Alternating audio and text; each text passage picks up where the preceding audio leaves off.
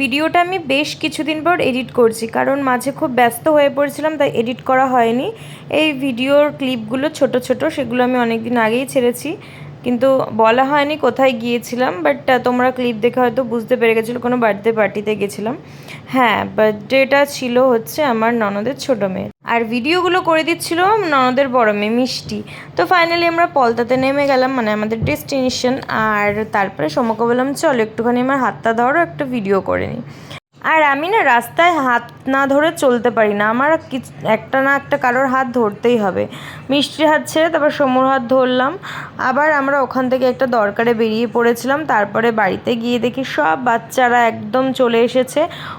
এই যে এই তিনটে পিঙ্কিকে দেখতে পাচ্ছ না, এই তিনটের মধ্যে একটা আমার ছোটো মানে ননদের ছোটো মেয়ে। আর ওদের কনভারসেশন শুনে আমি নিজেই মানে ভুলে গেছি যে আমি ছোট, ওদের থেকে ছোট না বড়। তো যাই হোক, ফাইনালি কেক কাটিংটা স্টার্ট হবে, কিন্তু তার আগে আমি একটু ওদের সবাইকে ক্লিপে তুলে নিচ্ছিলাম, কারণ দেখাতে তো হবে। এই যে তিনজন, এটা হচ্ছে ওই যে যার জন্মদিন। এত সাজুনি এই দুটো, এত সাজুনি, মানে ওরও একটা বেস্ট ফ্রেন্ড আছে, যার জন্মদিন, বেস্ট ফ্রেন্ড আছে, সে তো সাজুনি, কিন্তু আমার মনে হলো ওই দুজন না, এই তিনজনই সাজুনি, খুব সাজুনি। তো এরকম বেশ ভালোই লাগে, একটু নেকু বন্ধুবান্ধব হলে দেখলে ওদের বন্ডিংটা দেখে। তো ফাইনালি কেক কাটিং হয়ে গেছে। আর কেকের ফ্লেভারটা আমার একদম ভালো লাগে না, কারণ এটা চকলেট কেক আমার পছন্দ না। আর দেখো শুনু শুয়ে আছে, কারণ ওর শরীরটা খুব খারাপ লাগছিলো। আর এই দেখো এই পুচকুটা চলে আসলো আর আমার মেয়েকে জাগিয়ে দিল, মানে ওর শরীর ঠিক করে দিল।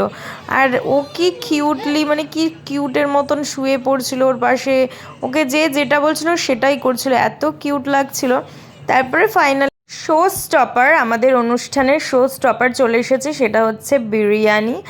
আর বিরিয়ানিটা ভীষণ টেস্ট হয়েছিল। চালগুলো একটু ভেঙে গেছিলো ঠিকই, কিন্তু ওই যে বলে না, দেখলেই হয় না, ব্যবহারও করতে হয়, তাহলেই তো বুঝবো জিনিসটা ভালো কিনা খারাপ। তো খেয়ে দেখলাম, এত টেস্টি হয়েছিল, খুব ভালো লাগছিলো আমার বিরিয়ানিটা।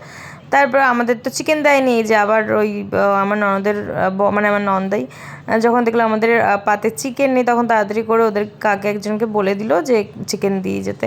তারপরে চিকেনটা দিয়ে গেল, কিন্তু আমার চিকেন ছাড়াই খুব ভালো লাগছিলো। কিন্তু আমি এত একটা বোকামি করেছি যে আমি বলছি আমাকে ঝোল ঝোল দেবে না, আমাকে একটু আচ্ছা গ্রেভি দেবে না, একটু আমাকে ড্রাই দাও।